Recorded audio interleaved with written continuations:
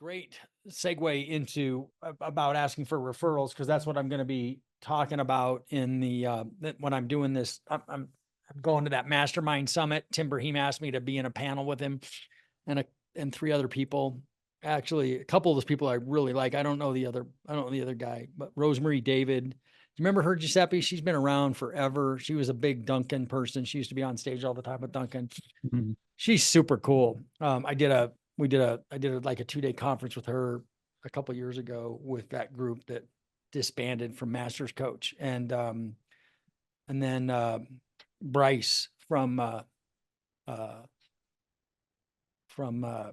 Tim's group. And so we're going to talk about asking for referrals and going back to, it is your number one easiest place to get a referral and least expensive place to get a referral, because you're asking people who already like you to refer you. And one of the things I'm going to talk about is that it's a bit of a form of a sales call reluctance thing, because even when I asked Tim Brahim if he asked his past clients for referrals, he goes, "No, I never did."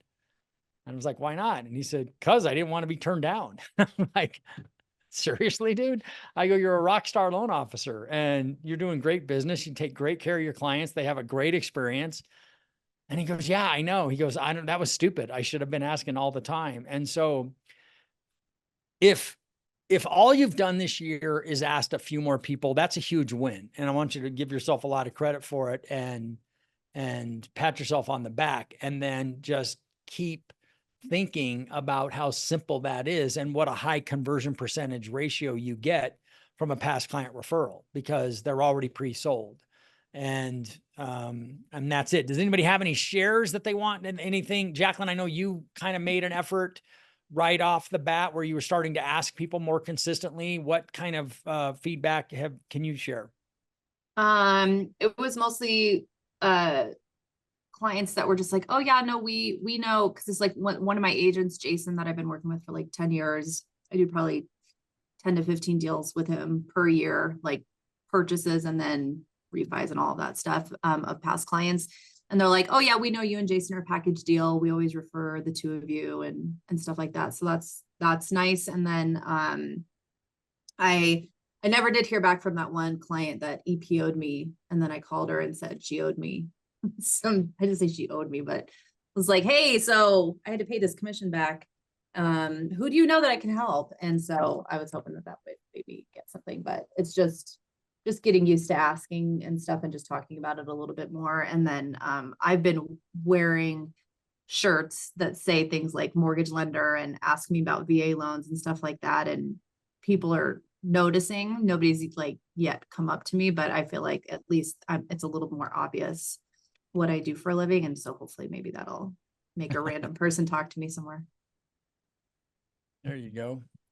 Dean, go ahead. Raise your hand. Yes, something I started doing this week is when I meet with a realtor, I go, "Hey, this was a great meeting. I'm actually looking for maybe one other person to work with. Who do you know?" And in both cases, they gave me another realtor to call. So just nice. Take every realtor meeting and turn it into another realtor meeting.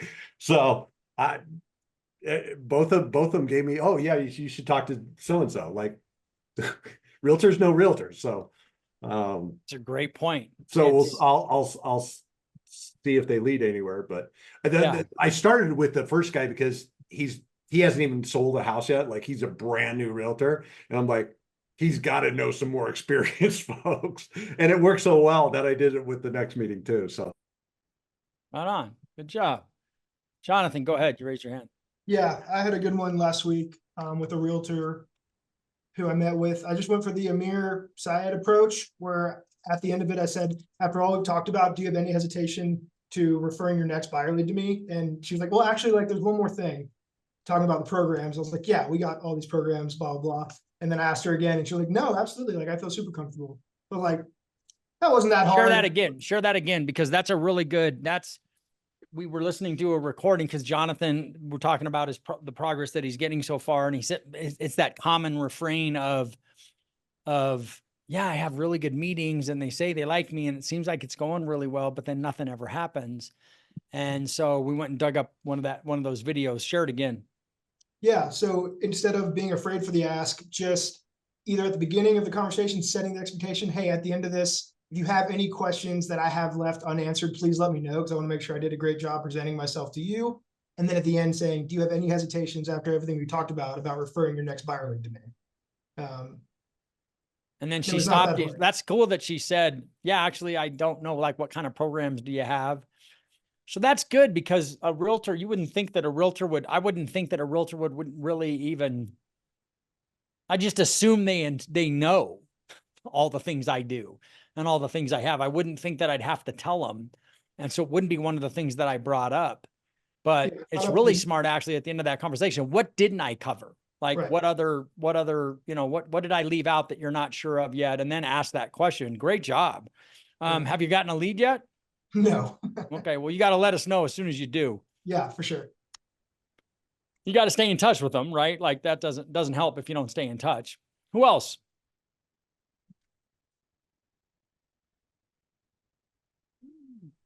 Nobody. People are I afraid to got ask. I know I got a lead. I was I got chosen to officiate the state semifinals for lacrosse this year again, and I got partnered up with some guys I didn't really know from my community, and in talking to them over beers after the game, like just learning about them because they're from like the Colorado Springs area. I was like, well, hey, like I'm growing my mortgage business and, I'm looking, to, add some new real estate partners. Like, who do you know? And that's a good person to connect with. And they're like, did you know JD, is a real estate agent? And I said, really? I had no idea. So, I already reached out to JD and we're going to have lunch probably like the beginning of June because he's away traveling because he just got done doing like a NCAA like semifinal. So yeah, I mean, it's just a matter of putting yourself out there, I guess, and letting more people know what you do, and Yeah. just Definitely. starting to call people that I either used to coach when I first started coaching because now they're in their 30s, and getting them to really realize what I do and stay top of mind with them. And I've set a couple people up on HomeBot just by asking like, hey, I can give you a free, report, like of how much equity you have in your home. And all I need is your address. And they're like, no, yeah, no problem. So I set a couple of people up that way too. So Right on.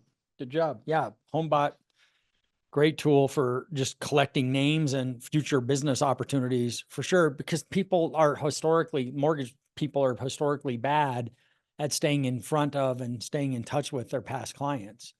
And especially with all the new home sales, the one downside to all the new home sales is like, we don't get those deals a lot of times. The upside is those lenders never follow up with the new home with the client.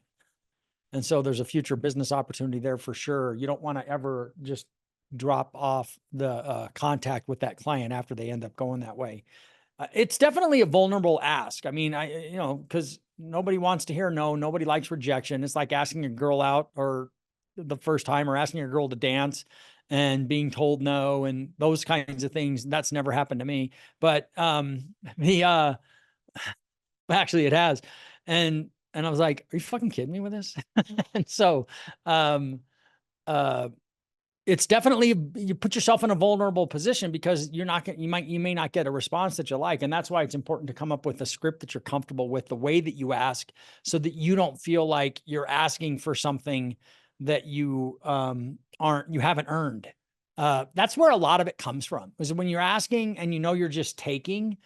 I think that's a really important part of this, is that first you give something, right? Like, what can I do for you? How are you doing? How's the house? Is there anything else I can do for you guys right now? I know we're going to be checking in the future, that kind of, however it is, like going, can I ask you a favor? And I always, people are like, sure, what? And so there's your lead in. And it's like, just if anybody, if you hear of anybody, I work by referral.